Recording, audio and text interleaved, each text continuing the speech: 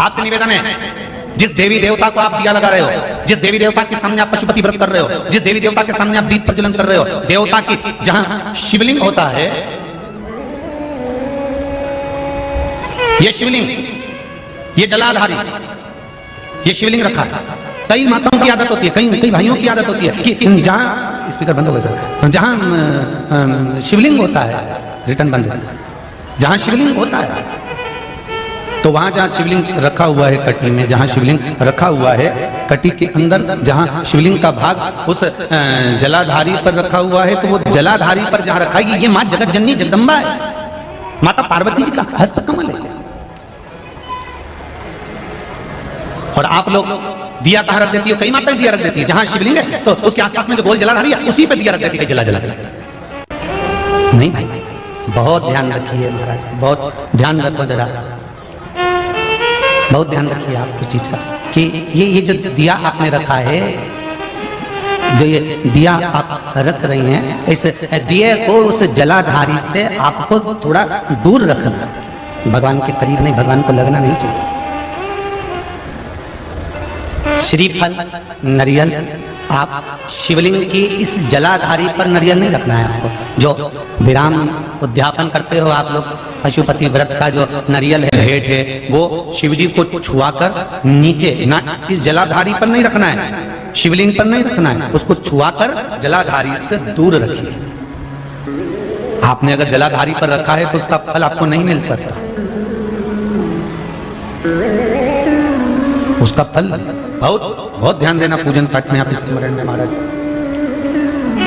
पूजन पाठ और स्मरण में अगर आप ध्यान देंगे तो आपको पूजन का फल पूर्ण मिलेगा। पूजन का फल जब मिलता है तो आपके पूजन का क्रम श्रेष्ठ है।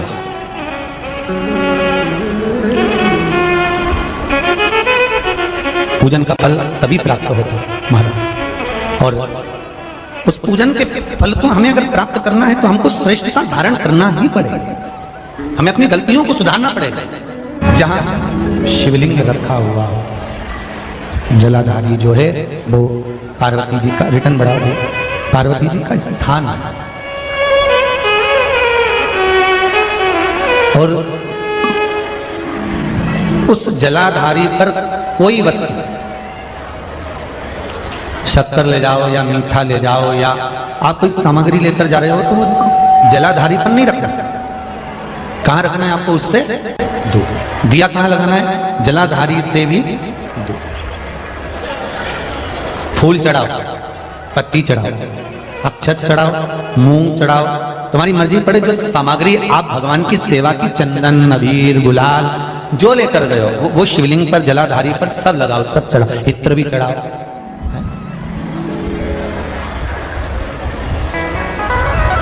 सब समर्पित करो।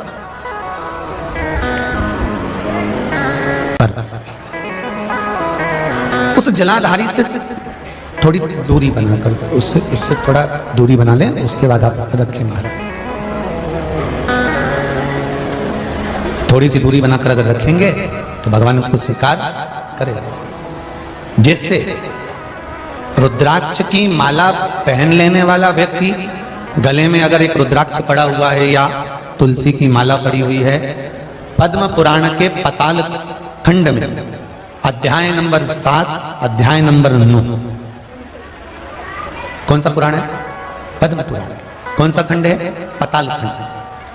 पद्म पुराण के पाताल खंड में अध्याय नंबर 7 और 9 में तुलसी और रुद्राक्ष का वर्णन आता है।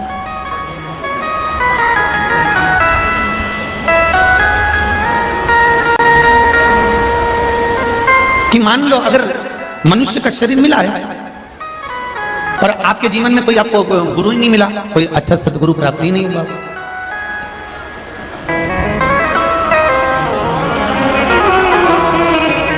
और आपने अगर गुरु मंत्र भी नहीं लिया हो, गुरु मंत्र भी अगर धारण नहीं किया हो,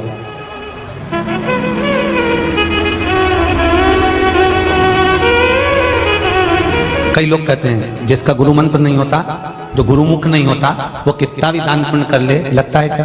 जम के बोलो, नहीं लगता। तो शिव महापुराण में, पद्म पुराण के पाताल खंड के 7वें और 9वें अध्याय में लिखा हुआ है, मान लो अगर आपका दान पुण्य आपके खाते में नहीं जा रहा है तो फिर शास्त्र कहता है कि आप गले में रुद्राक्ष पहन लो या तुलसी की माला पहन लीजिए, फिर तो आप जो दान करेंगे वो आपके खाते में जाना प्रारंभ होगा।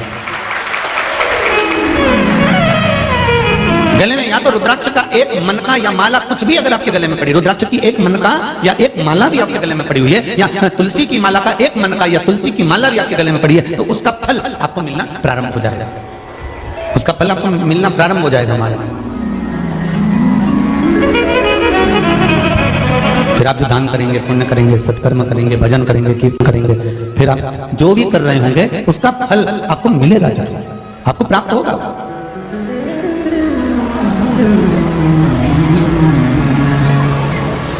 अच्छा, कई लोग कहते हैं गुरुजी माला पहनने से क्या होता है, रुद्राक्ष पहनने से क्या होता है, तुलसी की माला हम पहने या रुद्राक्ष की माला पहने, लोग क्या कहेंगे, हम नवयुवक बच्चे आज के जमाने के लड़के लड़कियां ऐसे पहनेंगे तो लोग क्या कहेंगे। कई स्कूल तो ऐसे हो गए जहां माला तक कह देते हैं पहनकर मत आना। तब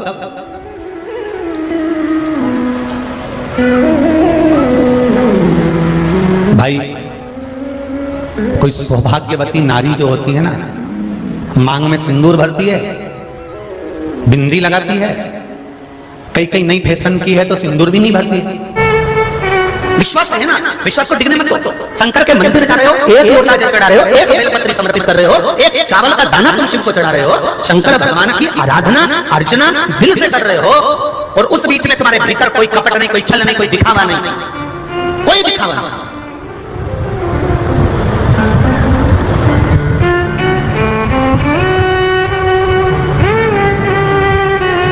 दिखावे का कोई काम नहीं। और अगर बिना दिखावे के, बिना कोई छल के, बिना कोई कपट के, बिना कोई बेईमानी के आप शंकर भगवान को रिझा रहे हो, कैंसर जैसा रोग भी इस व्यासपीठ ने इन पत्रों के माध्यम से देखा कि ठीक हो गया। डॉक्टर भी आश्चर्य में पड़ गया कि कैंसर कहां चले गया। ये कल अभी परसों कल की कथा में देख रहे थे, आहार नली में कैंसर। अब आहार नली में कैंसर और नाक में से पाइप डालकर लिक्विड दे रहे हैं, और उल्टी आ जाना, वोमिटिंग हो जाना, और वोमिटिंग के माध्यम से नली निकल भी जाना, और कैंसर भी समाप्त हो जाना, और आहार नली वापस चालू हो जाना, और खाने में मन भी लग जाना। ये कौन करेगा? ना जाने कितने कीमो करवाना पड़ते, ना जाने कितनी थेरेपी करवाना पड़ती, ना जाने कितनी औषधियां खाना पड़ती, तब जाकर ये शरीर का थोड़ा सा रोग समाप्त हो पाता कि नहीं हो पाता वो भी नहीं मालूम था। पर विश्वास, भरोसा, दृढ़ता जब जागृत हो गए तब एक पत्र आया। देखिए उस पत्र को, भरोसे का पत्र। मुझे बाबा ने क्या नहीं दिया ये मैं शब्दों में वर्णन नहीं कर पा रही हूँ। मेरे बेटे के ऊपर बहुत कर्जा हो गया था, नजदीक लगभग कितना लिखा है, 1 करोड़ 2 करोड़, 1 करोड़ का कर्जा हो गया था। 2 बार आपने पार्थिव शिवलिंग का निर्माण करवाया गुरुदेव। एक अधिक मास के महीने में करवाया था पहले, फिर श्रावण के महीने में करवाया था पिछले वर्ष, इस वर्ष भी करवाया। 3 बार जो पार्थिव शिवलिंग का निर्माण करवाया और पूजन करी, बाबा की कृपा से, बाबा की दया से वो कर्जा शिव जी ने ऐसा मिटाया कि मात्र 1 तक का कर्जा वो ले गया, बाकी का सब दान मिटा दिया। ये शिव गुरुदेव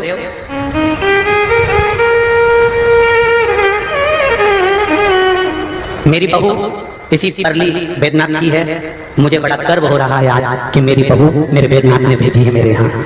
मुझे उस चीज का गर्व है कि परली बैद्यनाथ की बेटी मेरे यहाँ बहू बनकर आई। आज मुझे गौरव महसूस हो रहा है। बहुत बहुत धन्यवाद दीदी आपको। इस चीज का गौरव आपको हमेशा होना चाहिए कि किसी जिस स्थान पर शिव की ज्योति विराजमान है उस स्थान की बेटी आपके घर में विराजमान है। स्वयं शंकर की बेटी आपके यहाँ पर। बड़े भाग्यशाली है मेरी बहू भी गुरुदेव।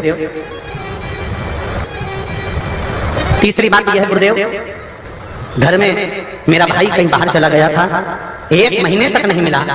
तब किसी के कहने पर हमने पशुपति व्रत प्रारंभ किया और शिव जी की कृपा से मेरे भाई को तुरंत वो आ गया। शिव जी को धन्यवाद देने के लिए मैं आई हूँ कि आपकी कृपा से मेरा सब काम हो रहा है। बैठिए भाई, हर हर महादेव। ये शिव कृपा। अभी शिव मंदिर में आप भगवान की आराधना करने के लिए जाएं तो जाकर निवेदन करें, जो दूध आप खरीदते हो चढ़ाने के लिए, भले 1 बूंद दूध मिले पर गौ माता का मिले देसी गाय का दूध मिले। एक बूंद भी दूध अगर शंकर पर देसी गाय का चढ़ा दिया तो हजारों महामृत्युंजय मंत्र के बराबर पुण्य प्राप्त होगा।